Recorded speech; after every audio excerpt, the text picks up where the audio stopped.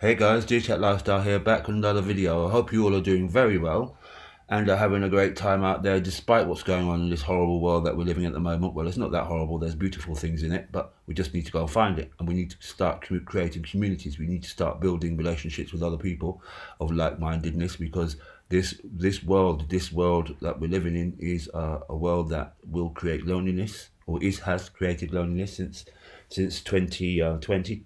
The crap that went down then, and the crap that's going down now is isolating people. I see arguments now in the street where people are not happy with the situation, and they're arguing amongst each other. That's wrong. We need to stop that shit and start working together, because this is exactly what they want. They want a divided society, and they're doing so very well. They're keeping people out of the system by telling people, oh, you can't come into, you shouldn't have cryptocurrencies. They want to stop us from having a level playing field in this new financial system. So with that said, you're going to hear some clips from people online that are posting stuff and are actually wanting people to wake up. You're going to hear about the banking system, it's crashing. You're going to see a glitch from XRP, and you're going to be amazed at the price. And I really want you to stay to the end to watch that glitch, because that is an amazing glitch. And for those who are out there who hold XRP, if this does actually happen, my days, you won't need that many to be a very wealthy person. You only need a few, given the figures that I've seen. And I really hope you pay attention to this glitch at the end of this video. So please do watch it to the end. With that said, please do like and subscribe. If you like the kind of content, there's a controversial clip in there that some may say, that may not happen, but it's to do with a certain person in Europe, and I also understand certain things are taking place in the US, and I can't really state it. I can't say, but if a certain person gets back into power, these things will happen accordingly. So I think people need to really wake up to what's going on and stop watching mainstream media, because it's full of shit.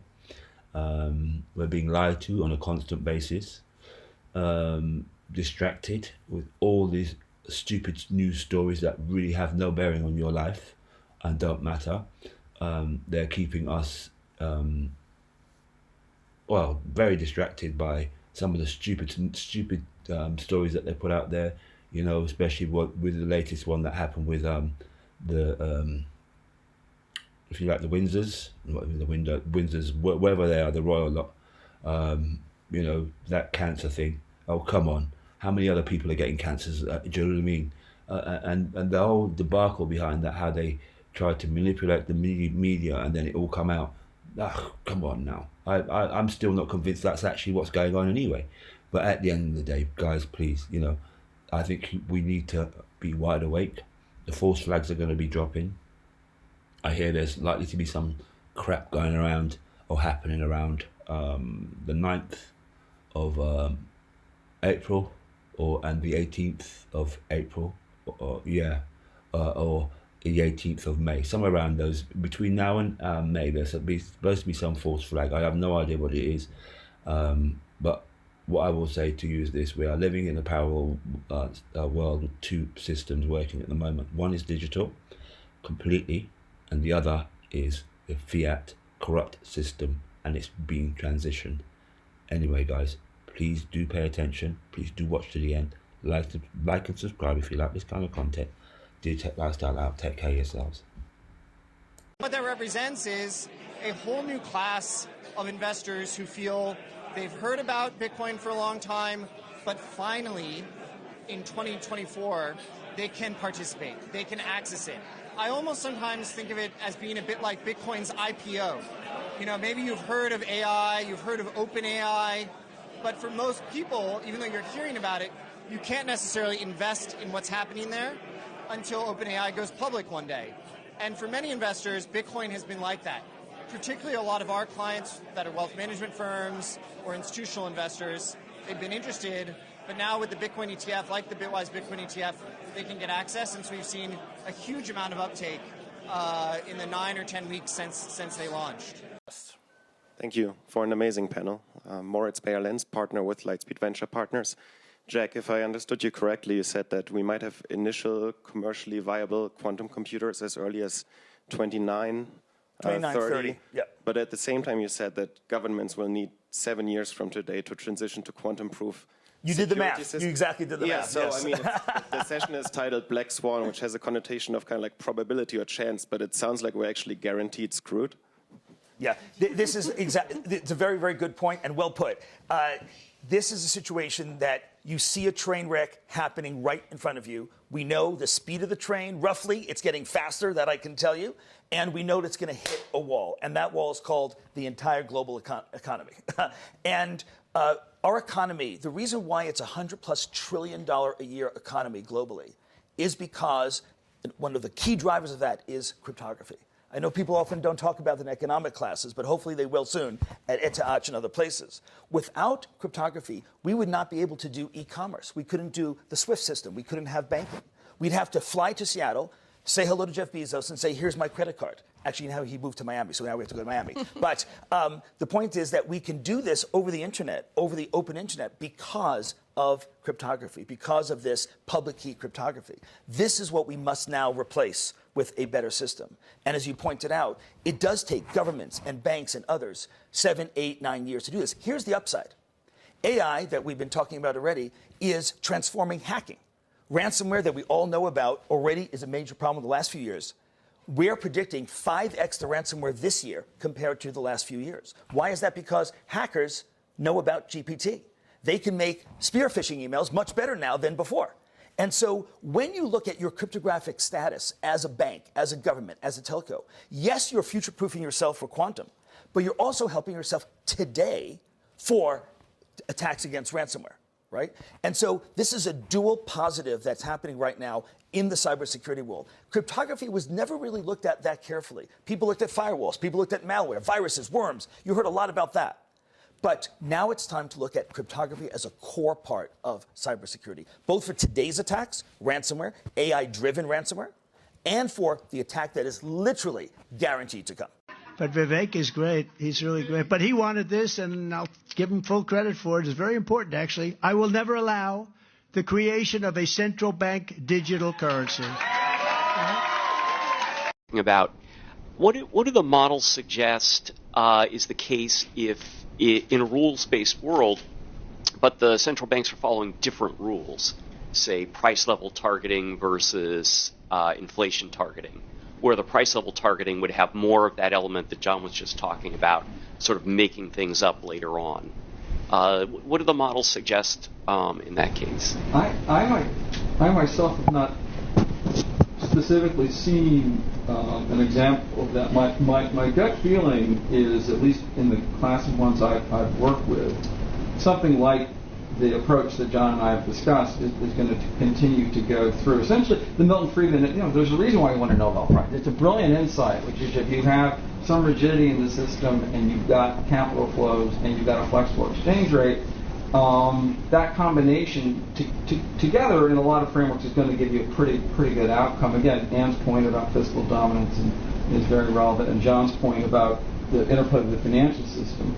So I have not seen them. Maybe I can piggyback a little bit on the prior discussion from Rich. I think John's point is very wrong. The tricky thing with QE of the scale and the scope that we saw is, there's not all that much precedent outside of wartime, and a lot of people didn't want to, including Ben, didn't want to evoke the fact that we did this after World War II. So I think the uncertainty is related to the fact that there's these balance sheets were enormous or are enormous, huge stocks, and we're still sitting here today in April of 2017, like 8 or 9 years after QE1, and there's still no crisp, detailed exit plan for the Fed. So in an old system, in a pre-07 system, John, you have a recession, you follow Taylor rule, you cut rates, you have a recovery, you raise rates. Markets can sort of, and investors and wave setters can sort of figure what that is going to look like. But We're in a fully employed economy. Core inflation's at 2.1 on the CPI, and in April of 2017, we don't know the pace. We really don't know the starting point. We don't know the destination for the balance sheet. We don't know if it's going to be another example. So the Fed likes to say that it wants to be both predictable and passive. But with regards to the mortgage portfolio, you can't be both, because the mortgage portfolio is going to roll off unevenly depending on the path of rates in the economy. So if you want it to be predictable, it won't be passive, and if you want it to be passive, it won't be predictable. So I think that illustrates the big difference between a QE-based response and a rates-based response. I mean, it's a very good example of we don't really know how QE is going to work or be unbalanced. So I want to ask about how. To all my friends out there who know what is really going on, to all my conspiracy theorist friends, sometimes it's a curse and not a blessing to be awake. In my over 45 years of behind-the-scenes invisible intelligence work, I feel compelled to share the following for your consideration. Awakening is the most liberating, alienating, excruciating, empowering, lonely, confusing, freeing, frightening, expansive journey. And if you find yourself struggling, trying to process all this insanity, believe me when I say you are not alone. No one talks about the darkness that accompanies awakening or the grief we go through, not only grieving the life and illusions that you once had, but the realization that almost everything you thought you knew is a lie. The beliefs you've held, people you've trusted, principles you were taught, all lies. Shattering illusions is never an enjoyable experience. There is a considerable amount of discomfort that comes with growth, and the grieving process doesn't stop there. With these newfound realizations, you will find yourself grieving all over again. Grieving the loss of many relationships with people who just don't get it. Feeling alone, being ridiculed and shamed, not only by the masses, but for many of you, your very own family and friends too. Feeling like you no longer have much in common with the people you're surrounded by. Struggling with carrying on bullshit, shallow conversations that lack substance with those who are still fast asleep. Even feeling disconnected from your entire support system because they can't see what you see. Some even grieve the loss of their ignorance because ignorance is bliss and reality is harsh. Awakening can be a lonely road, and you will often find yourself journeying alone. There's no way to sugarcoat it. Awakening to the realities of this world is brutal. It will have you running through the entire gamut of human emotions. You have to master the art of diving down the darkest of rabbit holes only to come out and still function in daily life. And that's a skill people don't talk about enough. Some of you are or will struggle with feeling disconnected from family and friends. It's as though they exist in another world. Please know you are not alone. And not only are you not alone, you have an entire group of like-minded folks standing with you. You may be separate, we may be separated by miles, but we are deeply connected in mind, purpose, and spirit. God loves you, and so do I. Signed, Dave. Perhaps one of the greatest pieces or greatest emails or just fantastic. Compare Bitcoin to XRP in this manner, okay? The Bitcoin maxis seem to want, there's almost a cult of loving the token itself, the asset Bitcoin, thinking that Bitcoin is liquid gold, it's the new monetary system, it's the cure for everything, okay? Right. And they make Bitcoin the star, okay? What they're missing is that we're making the protocol that XRP brings to the table the star. And we're making the fact that Bitcoin is an asset, XRP is a co-pilot to all the assets. Right. It brings and transports and helps facilitate. It becomes a co-star of all the assets and all the money in the world. Bitcoin wants to be the star. Most people don't get what you just said. XRP wants to be the co-star of everything.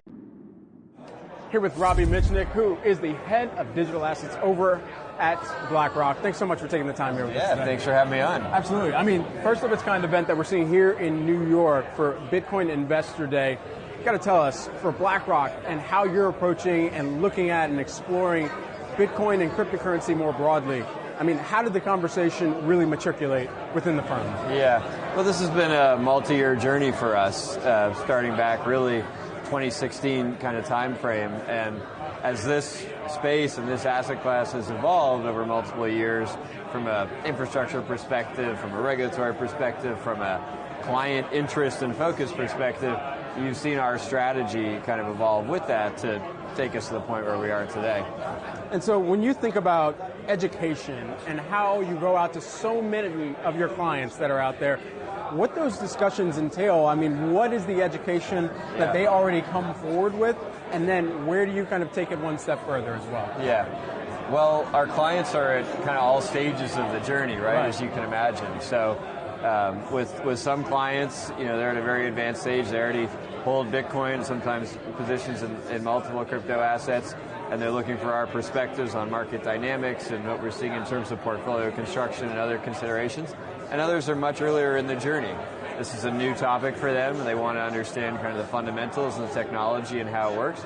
And so we have those conversations across the spectrum. What are you hearing from your clients right now with regards to interest in Bitcoin, interest in cryptocurrency more broadly, and whether they want to be crypto touching specifically, or whether they want to go into a more traditional asset like an ETF, perhaps? Right.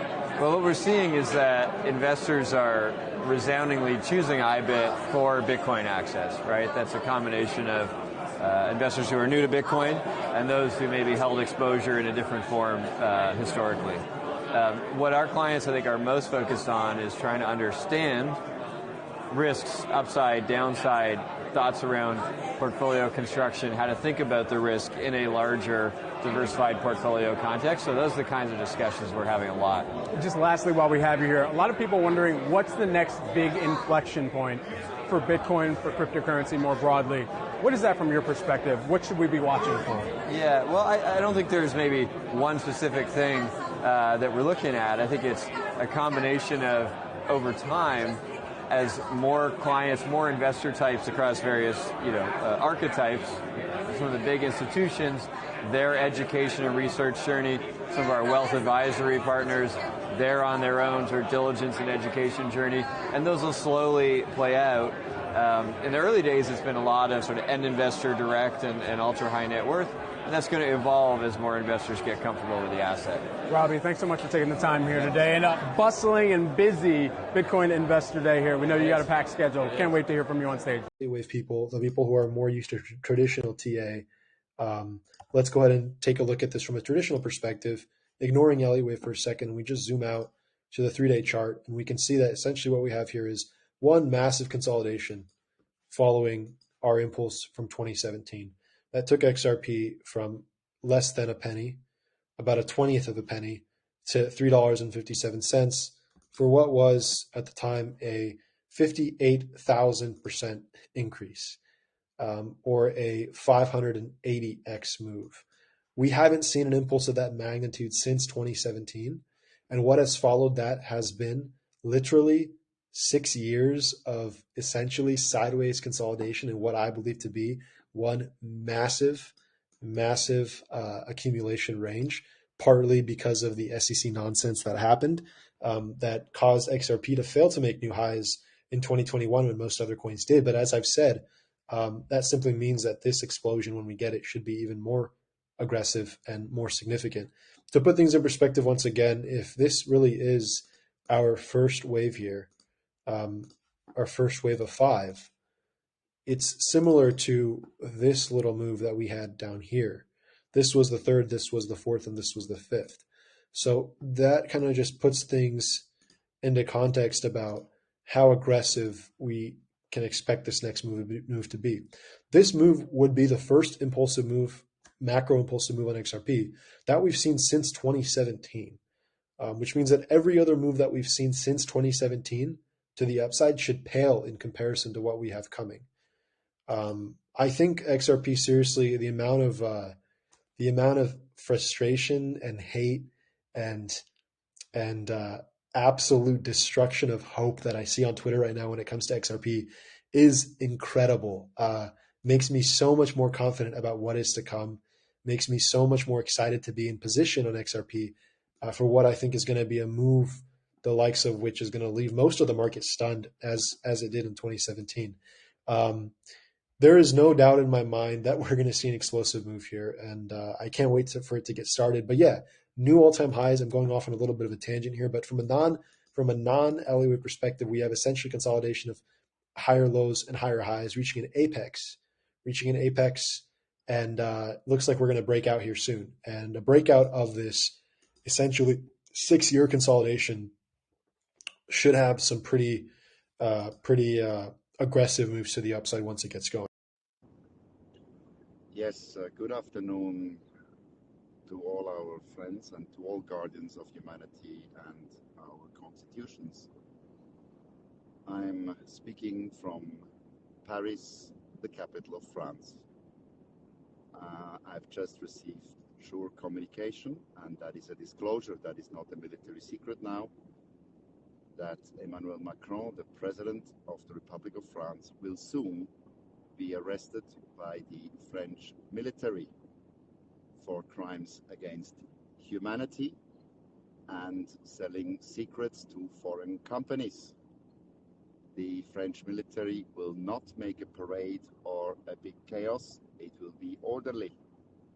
The exact timing of it is a military secret. It could happen now or in a few days. It's a matter of days now, not weeks or months. It is also clear that it refers to and also to the COVID-19 psyops and democide that has been done as haute treason, high treason against the French people and all other foreigners that live and pay taxes or were in France that got injected by coercion, criminal use of force with a bioweapon. This statement is not fake and not a joke. It's not a drill. Remain calm, because it's the beginning of the surfacing of the US military operation Storm.